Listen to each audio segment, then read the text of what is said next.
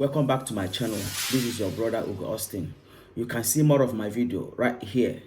Better still, subscribe to my YouTube channel for more videos. You could have been anywhere in the world, but you are here with me, and I sincerely appreciate this. Thank you. A generation of Brits who came here as children have been facing the threat of deportation from the UK. They went to British schools, they worked British jobs, they built British lives. But recently, some were denied healthcare, lost jobs, were detained and faced being thrown out of their country. They are the Windrush generations. In today's topic, we will be examining the Windrush Generation Report by Wendy Williams. This report was published on the 19th of March 2020. The headline of the report: after my independent assessment, I have serious concerns that the Home Office filings demonstrate an institutional ignorance and thoughtlessness towards the issue of race and the history of the Windrush generation. And these words are consistent with some elements of the definition of institutional racism. This is the ultimate conclusion of Ms. Wendy Williams' finding about the culture in the Home Office ways of dealing with colored people and other immigrants. Let's get to the key points of the report. But before we do that, let's identify who the Windrush generations are. Windrush generation, like I stated on my previous video, which will definitely pop out on your screen after this video, or you can go to my video to watch more about them. These are people from Commonwealth, Caribbeans, and Indian citizens who arrived in the UK between 1948 to 1971. On arrival, they were all granted right of abode, ROA, which is an immigration status in the UK that gives a person the unrestricted right to live and enter in the UK. This right of abode in our own modern Immigration Act of Parliament is called indefinite leave to remain.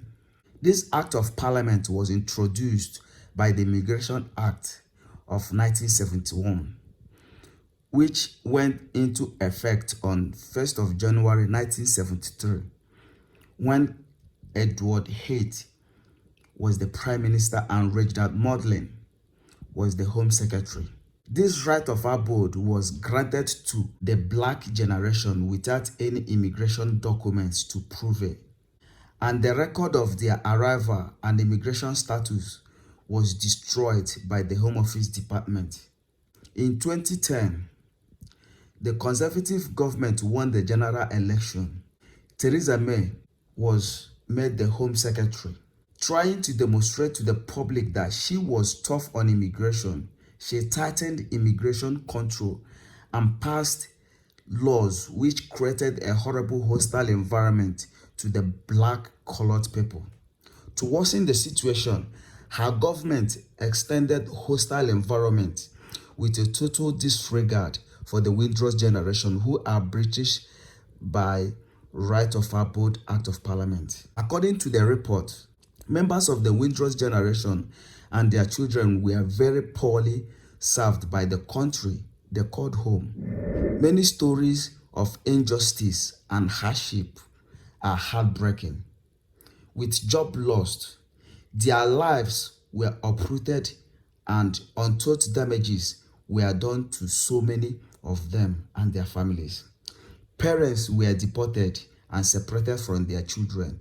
Citizens with underlying health conditions like cancer, asthma, and mental health problems were deported without even their medication. And to most of them, their treatment and benefit was stopped with no valid reasons. However, the report confirmed and profound the following advice to the Home Office Department.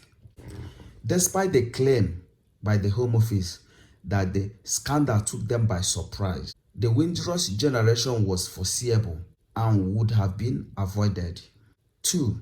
The causes of the Windrush scandal was traced back through successive rounds of policy and legislation about immigration and nationality from the 1960s onwards, And the aim of these policies was to restrict the eligibility of certain group, black people, to live in the UK.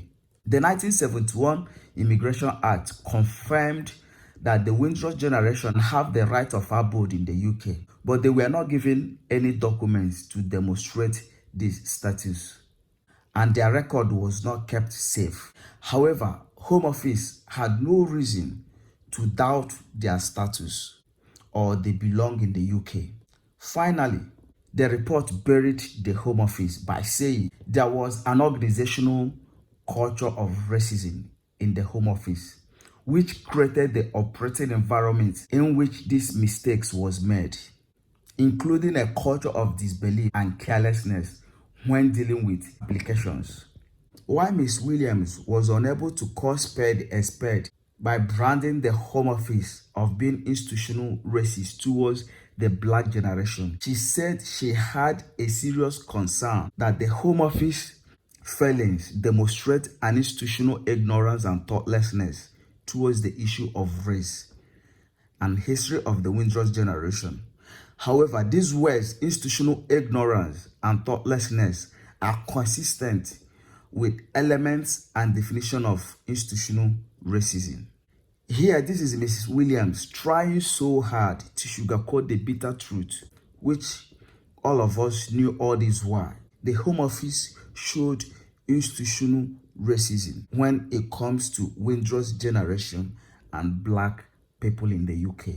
For example, when you apply for a job in the UK and you happen to be from ethnic minority background, even when they claim to abide by the rules of equal opportunity for all, a study shows that a supposed white applicant name tend to get called for a job interview than a name with supposed ethnic minority background. This is what colored or black people are facing in the UK. And this culture has to change. This is a global world.